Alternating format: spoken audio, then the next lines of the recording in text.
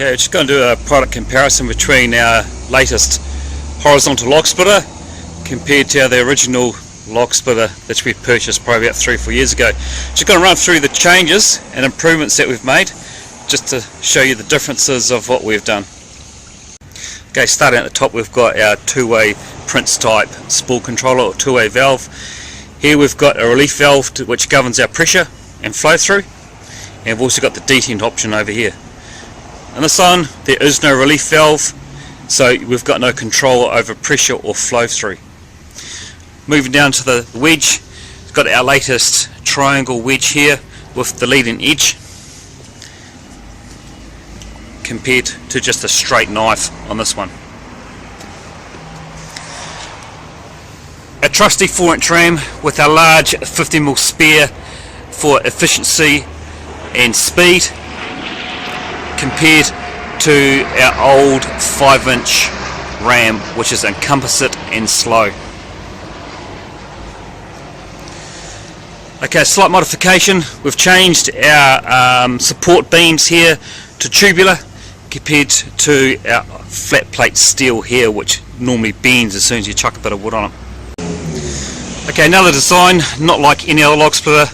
We've got a piece of 20mm steel here. Now this is designed that when the wood is on here, the force between the wedge and this piece of steel is indirect. Okay, if you can get the picture here, we've got the gap in between the wood and the footer, so that means that the force of the pressure when it's applied by the axe head is in direct line. That means that the wood is going to start to wrap around this footer.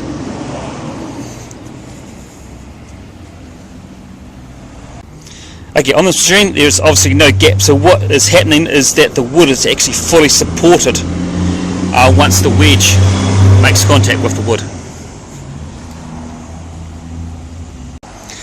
Okay, on this new model, what we've done, we've actually moved the reservoir or the axle of the whole unit further back to the rear, so this is going to give us far more room for working area.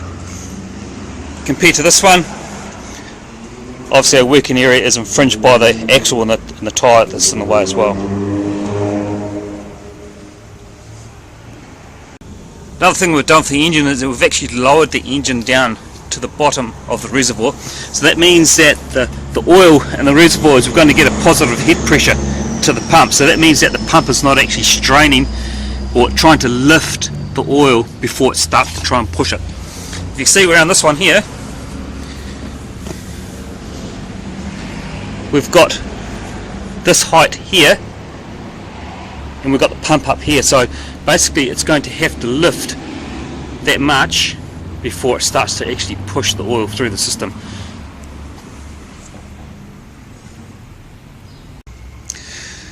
Okay, one important thing, or if not the most important thing in log splitters, especially when manufacturers or home users oversee it, we've got a 1-inch dump hose on this side compared to a 1/2-inch pressure hose.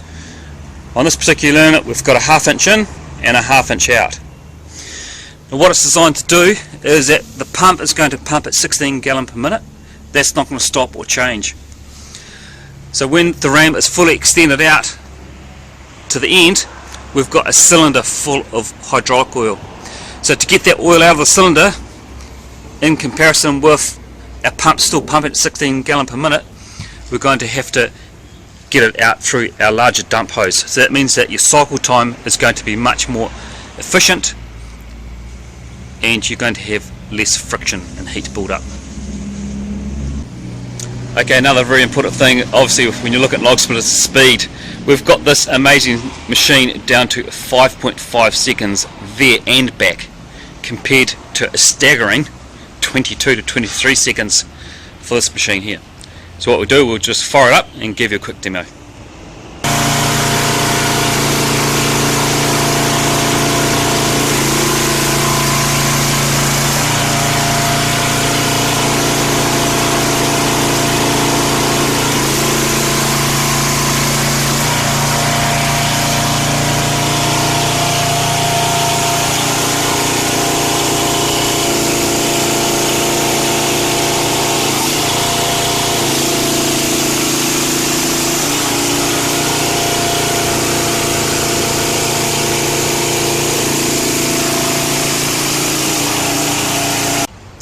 there you go, quick overview of our log splitters.